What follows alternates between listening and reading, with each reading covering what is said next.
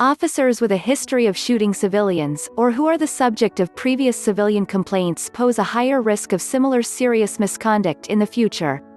As protests against police violence and racism continue in cities throughout the U.S., the public is learning that several of the officers involved in the killing of George Floyd in Minneapolis and Breonna Taylor in Louisville share a history of complaints by citizens of brutality or misconduct. Decades of research on police shootings and brutality reveal that officers with a history of shooting civilians, for example, are much more likely to do so in the future compared to other officers. A similar pattern holds for misconduct complaints. Officers who are the subject of previous civilian complaints, regardless of whether those complaints are for excessive force, verbal abuse, or unlawful searches, pose a higher risk of engaging in serious misconduct in the future. A study published in the American Economic Journal reviewed 50,000 allegations of officer misconduct in Chicago and found that officers with extensive complaint histories were disproportionately more likely to be named subjects in civil rights lawsuits with extensive claims and large settlement payouts. In spite of this research, many law enforcement agencies not only fail to adequately investigate misconduct allegations, they rarely sustain citizen complaints. Disciplinary sanctions are few and reserved for the most egregious cases.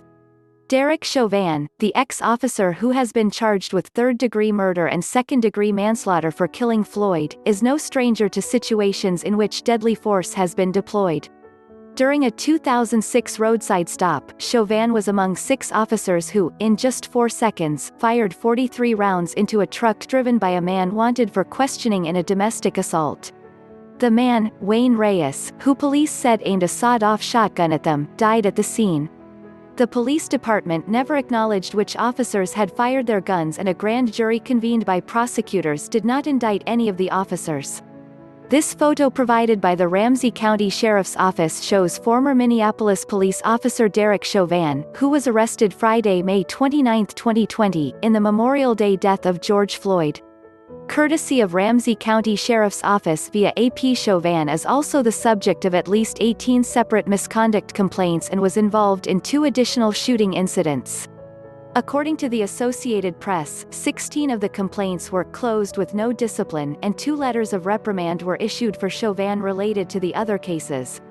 Tou Thao, one of 3 Minneapolis officers at the scene as Floyd pleaded for his life, is named in a 2017 civil rights lawsuit against the department.